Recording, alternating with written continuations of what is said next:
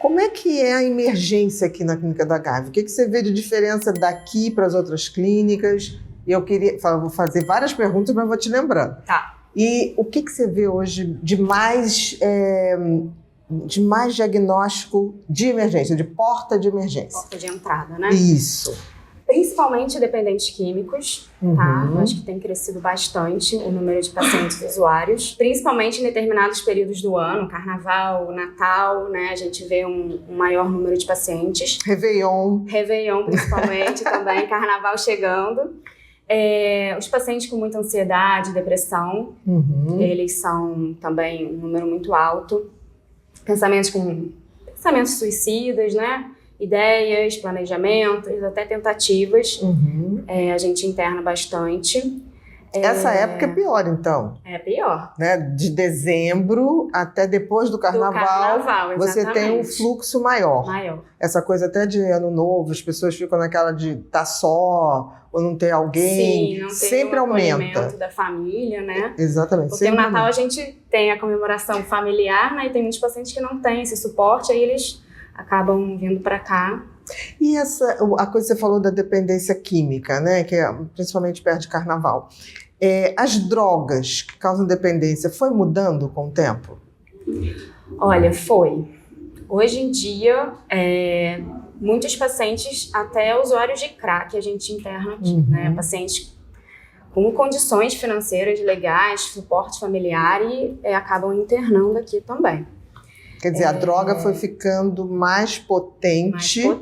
Né? A gente tinha uma época que era internação, década de 80, 90, era muito cocaína e maconha, digamos assim. Ainda tem muita cocaína, tá? Mas a gente já vê bastante crack também.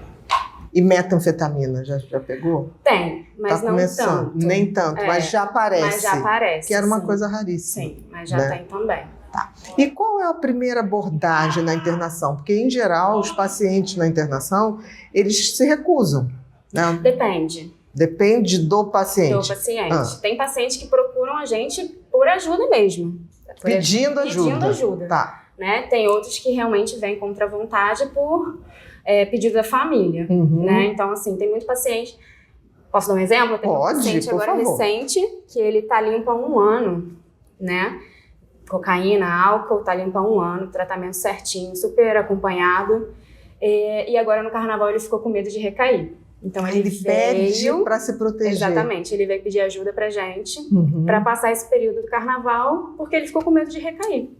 Isso já é uma tomada de consciência enorme, né? Quer dizer, de alguma maneira esse paciente entendeu tudo que foi feito aqui e tudo que são os riscos, os gatilhos pós-internação. Exatamente. E profilaticamente. Ele está pedindo uma internação profilática.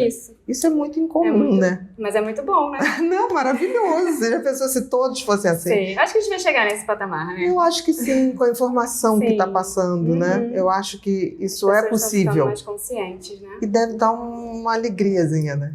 De pegar um paciente. Poder ajudar, né? Porque ele entendeu o processo da doença, né, dele, do transtorno, da possibilidade de recaída e o que pode fazer ele correr um risco que não vale a pena. Sim, exatamente. Se recair, quais serão as consequências, né? Exatamente. Então ele já entendeu. Jogar 1 ano fora, né? Que é duro, é batalhado, né? E a reação da família? Porque eu acho que a gente sempre tem um problema na internação com a família. Eu sempre vi assim, a família mal informada, ela é a primeira a cair na manipulação do paciente, muitas vezes, né? Principalmente em dependência, né? E acaba convencendo a família de pedir para sair, né? Ao fazer a assinatura lá do termo e ir embora. Muitas vezes. O que muitas vezes impede a gente fazer um tratamento bacana e propicia uma cronificação desse processo.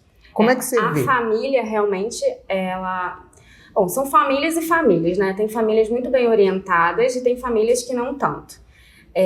Mas realmente os pacientes, principalmente os dependentes, eles são muito manipuladores, né? E aí eles inventam 1000 desculpas, né? Nunca mais vou fazer. Vai ser a última vez, eu não vou mais fazer isso. E aí a família acaba assinando e o paciente sai.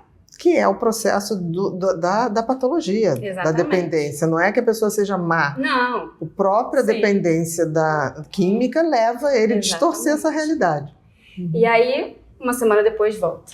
Exatamente. Com uma overdose, às vezes. Muitas vezes. E aí é a conversa com a família, né? A gente tentar conscientizar a família que, assim, não é para levar embora antes da alta médica. Ele precisa fazer o tratamento. É um tratamento 15 longo, dias mínimos, né? Que você tem de tirar dessa ansiedade, dessa abstinência mesmo, maior. Exatamente. Né?